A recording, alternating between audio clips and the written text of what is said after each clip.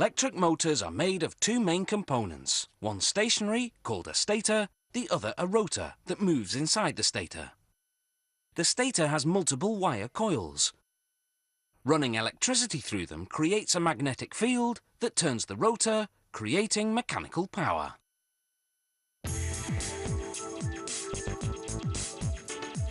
The stator is lined with slots, each of which holds a copper coil. The more powerful the motor, the bigger the stator and the larger the slots. The first step is to line the slots with insulation. This insulation will keep the voltage confined to the coils.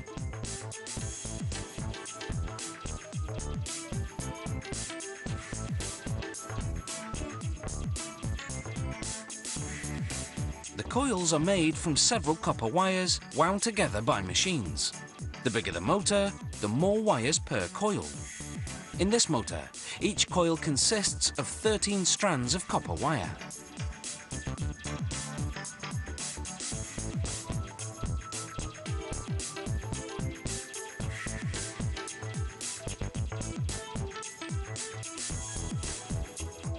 Now the workers tie the coils.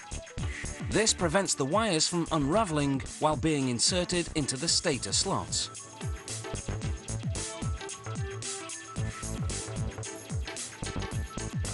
Workers cap each coil with fiberglass insulation. Then they insulate the portion of the coil left outside the slots with fiberglass sheets. Then insert fiberglass wedges to lock the coils inside the slots.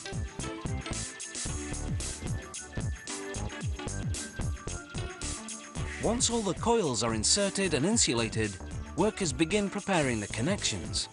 They slip an acrylic insulation sleeve over both ends of each coil. 13 coils, 26 ends. Then they group these insulated wires into large power cables. The number of wires per cable varies according to the speed and voltage of the motor.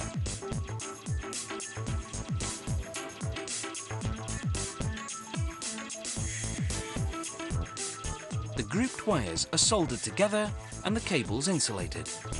Workers tuck some inside the stator and leave others accessible so they can be attached to a power source when the motor is installed. Now, using a cord made of heat and chemical resistant polyester, they bind the coils together tightly to ensure they won't move when the motor spins. This unit of bound coils is known as the stator coil. They now submerge the stator in a polyester-based varnish and vacuum it through.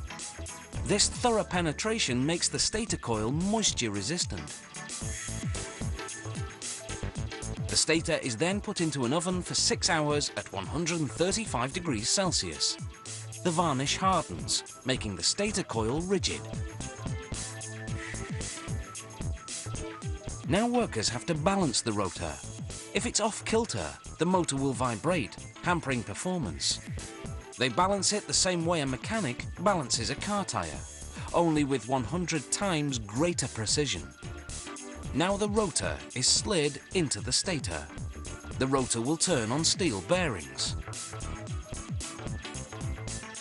These bearings are heated to expand them, making them easier to install.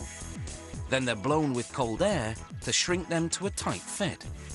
It's the same process with the motor's back cover.